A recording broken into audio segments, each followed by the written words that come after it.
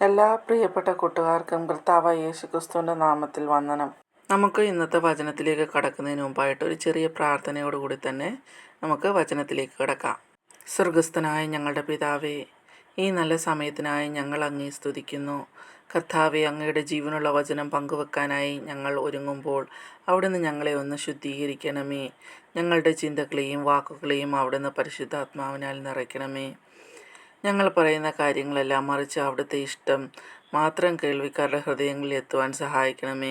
കേൾക്കുന്ന ഓരോരുത്തരുടെയും ജീവിതത്തിൽ ഈ വചനം ഒരു വലിയ മാറ്റത്തിന് കാരണമായി തീരട്ടെ. കർത്താവെ, സംസാരിക്കുന്ന എന്നെയും കേൾക്കുന്നവരെയും അവിടുത്തെ കരങ്ങളിൽ ഏൽപ്പിക്കുന്നു. എല്ലാ മഹത്വവും അവിടത്തേക്ക് തന്നെ അർപ്പിക്കുന്നു. യേശുക്രിസ്തുവിൻ്റെ പരിശുദ്ധ നാമത്തിൽ തന്നെ, ആമേൻ. നമ്മുടെ ജീവിതത്തിൽ ഒട്ടനവധി തീരുമാനങ്ങൾ എടുക്കാറുണ്ട്. അതിലേറ്റവും പ്രധാനപ്പെട്ടത് എന്ത് സ്വീകരിക്കണം, എന്ത് ഉപേക്ഷിക്കണം എന്ന തിരിച്ചറിവാണ്. ഒരു വീട് വൃത്തിയാക്കുമ്പോൾ നാം ആവശ്യമില്ലാത്ത കച്ചറകളൊക്കെ ദൂരത്തേക്ക് കളയുകയും വിലപിടിപ്പുള്ളവ സൂക്ഷിച്ചു വെക്കുകയും ചെയ്യാറുണ്ട്. ഇതേ തത്വം തന്നെയാണ് നമ്മുടെ ആത്മീയ ജീവിതത്തിലും ബൈബിൾ നമ്മെ പഠിപ്പിക്കുന്നത്. വിശുദ്ധ ബൈബിളിൻ്റെ അടിസ്ഥാനത്തിൽ നമ്മുടെ ജീവിതത്തിൽ നിന്ന് നാം ദൂരേക്ക് കളയേണ്ടത് എന്തൊക്കെയാണ്, ജീവൻ പോയാലും കളയാതെ മുറുകെ പിടിക്കേണ്ടത് എന്തൊക്കെയാണെന്ന് ഇന്ന് നാം ചിന്തിക്കുന്നത്. ഒന്നാമതായിട്ട് നമ്മുടെ ജീവിതത്തിൽ നിന്ന് നാം എറിഞ്ഞു കളയേണ്ടവ എന്താണെന്ന് നോക്കാം. നമ്മുടെ ആത്മീയ വളർച്ചയും ദൈവബന്ധത്തെയും തകർക്കുന്ന ചില കാര്യങ്ങൾ ജീവിതത്തിൽ നിന്ന് അടിയന്തരമായി കളയേണ്ടതുണ്ട്. ഒന്നാമതായി കയ്പും ക്ഷമയില്ലായ്മയും. മറ്റുള്ളവരോടുള്ള പകയും വിദ്വേഷവും മനസ്സിൽ വെച്ചുകൊണ്ട് നമുക്ക് ദൈവത്തെ പ്രസാദിപ്പിക്കാൻ കഴിയില്ല.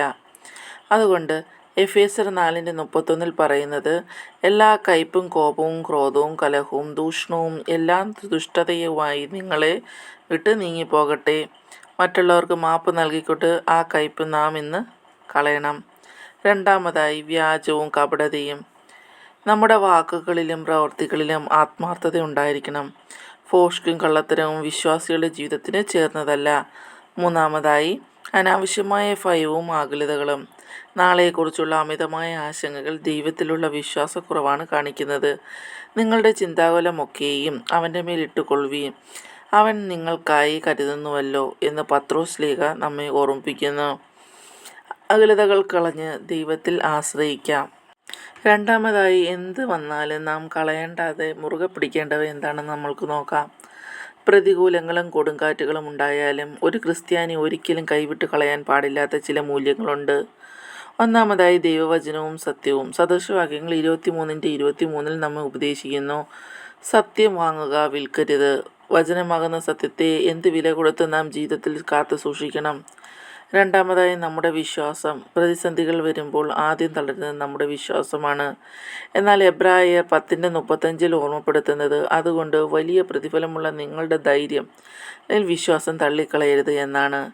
ഈ വിശ്വാസമാണ് നമ്മുടെ ജീവൻ. മൂന്നാമതായി സ്നേഹവും നന്മ ചെയ്യാനുള്ള മനസ്സുമാണ്. ലോകം എത്ര സ്വാർത്ഥമായാലും നന്മ ചെയ്യുന്നവരിൽ നിന്ന് നാം പിന്മാറരുത്.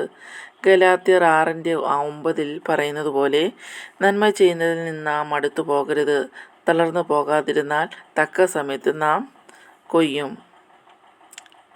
ദൈവജനമേ, അപ്പോസ്തലനായ പൗലോസ് റോമർക്ക് എഴുതിയ ലേഖനം 12:9 പറയുന്ന ഒരു സുവർണവാക്യമുണ്ട്. തിന്മ അതിനെ വെറുത്ത് തള്ളിക്കളയുവീൻ, നന്മ അതിനോട് പറ്റിയിരിപ്പീൻ. നമുക്ക് നമ്മെ തന്നെ ഒന്ന് പരിശോധിക്കാം.